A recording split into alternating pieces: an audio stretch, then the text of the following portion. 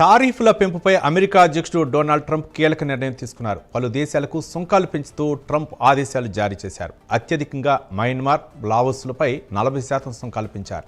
ఇక దక్షిణాఫ్రికాపై 30%, బంగ్లాదేశ్పై 35%, థాయిలాండ్పై 36% పన్నులు పెంచుతూ ఉత్తర్వులు జారీ చేశారు.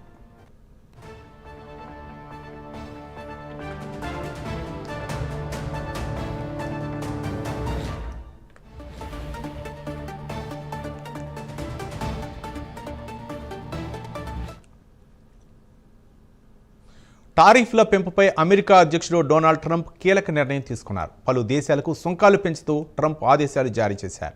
అత్యధికంగా మయన్మార్, లావోస్లపై 40% సుంకాలు పెంచారు.